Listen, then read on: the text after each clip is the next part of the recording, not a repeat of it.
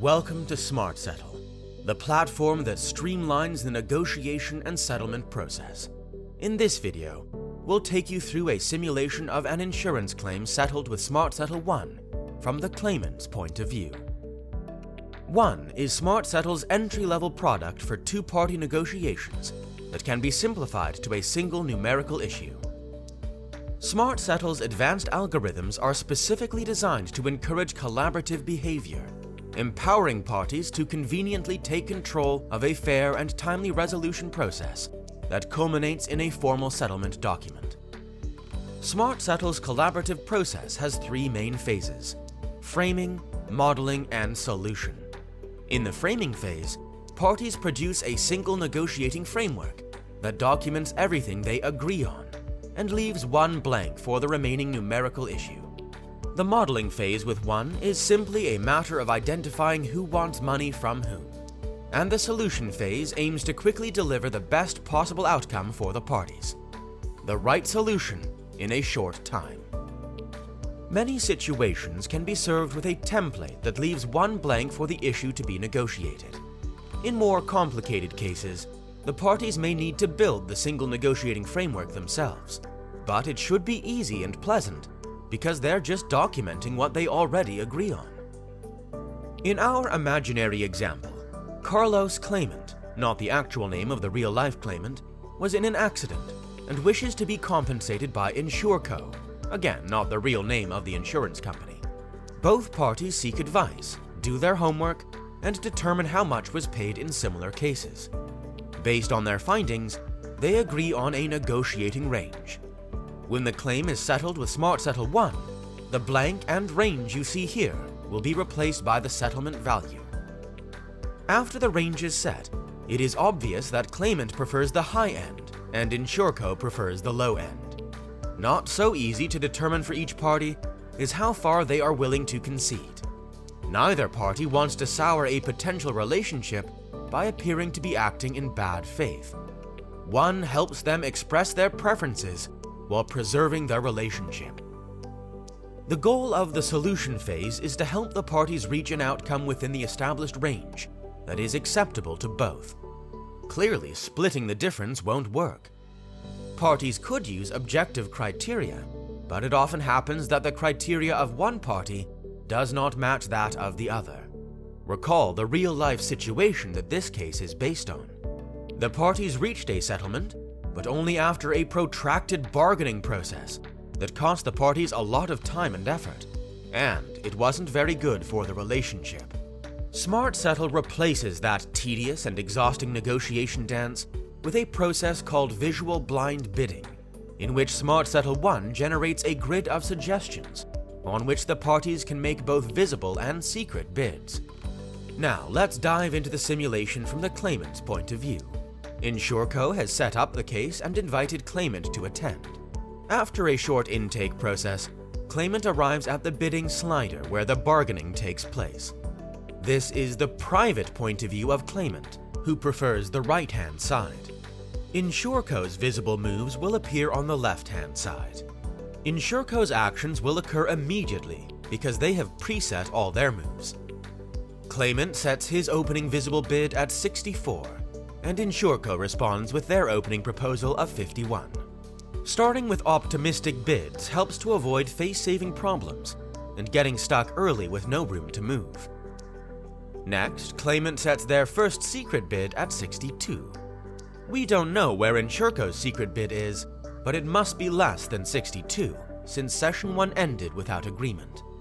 Both parties already have an idea of where an agreement will lie and have decided how far they are ultimately willing to concede.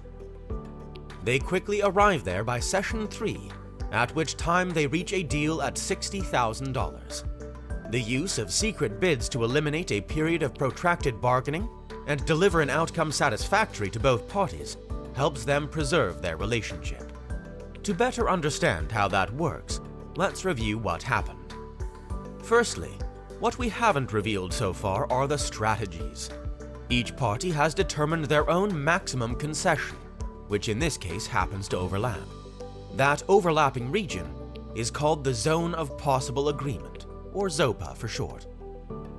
The bidding phase began with simultaneous visible opening proposals, plus secret bids that are only slightly farther. Both parties have determined how far they are ultimately willing to concede. In this case, Claimant starts with a relatively generous initial visible proposal of 64, while Insurco offers only 51. Their secret bids are only slightly farther in each case. Session 1 ends with no overlap and thus no deal. In Session 2, Insurco, who had a relatively extreme starting position, continues to hold back, moving only to 57 with their secret bid. We will see shortly that Insurco's strategy of holding back does not work out very well for them. Claimant, meanwhile, moves close to where he thinks the agreement will be and hopes for a deal. When there is no deal in Session 2, Claimant declares final session and makes a relatively small move to 58. Insurco is caught off guard, not yet having reached the zone of possible agreement, and needs to make another relatively large move to get to 61. Insurco really wants to settle and is fairly certain that this move will result in a deal. When final session ends, we see that there is an overlap of $3,000. Smartsettle's goal is to encourage a timely and fair outcome and provide incentive for the parties to move to the zone of possible agreement quickly, and that is exactly what happened. We have a deal between 58 and 61, but what is it? Let's zoom in to see how Smartsettle rewards collaborative behavior. The first thing that might come to mind is to split the difference. But that's a bad idea, because it rewards the party that holds back and also has a chilling effect on the negotiations. Claimant moved early to where they expected an agreement, arriving within the overlap zone earlier than Insurco. When Claimant made a fairly small move and declared final session, Insurco was caught off guard holding back and needed to make a relatively large move to make sure of a deal. This resulted in the overlap of $3,000. Smartsettle's method rewards collaborative behavior by dividing the overlap in the same proportion as the last moves and favoring the party making the smallest last move. In this case, the outcome of $60,000 favors Claimant, who was the most collaborative. But this is still $1,000 less than Insurco had been willing to accept, so both parties have reason to be satisfied. But in general, well-informed parties will be equally collaborative, and both rewarded well with an early and timely outcome. It's important to recognize that there's no risk in moving quickly to what you think is fair, because nothing is revealed until you've got a deal. In fact, parties actually have an incentive to do that, because Smartsettle favors the party who does move early to fair. And the neat thing about this is that it works with any type of negotiation, any number of parties, and any number of quantitative or qualitative variables, in which case there may still be hidden value. You'll learn more about that when we show you how Smartsettle Infinity works. Back to the case at hand. The agreed value of $60,000 fills in the blank in the single negotiating framework, and it becomes the final agreement. Both parties download a certified PDF, and they're done. Over 2 decades of research and development have resulted in 9 algorithms, 6 of which are used with Smartsettle 1. The small gap closer and expert neutral decider, which are optional in case of no overlap, were not illustrated in this video. These algorithms are explained in separate videos, which may be found on the Smartsettle e-negotiation channel. To learn more, please visit smartsettleresolutions.com. Thanks for watching.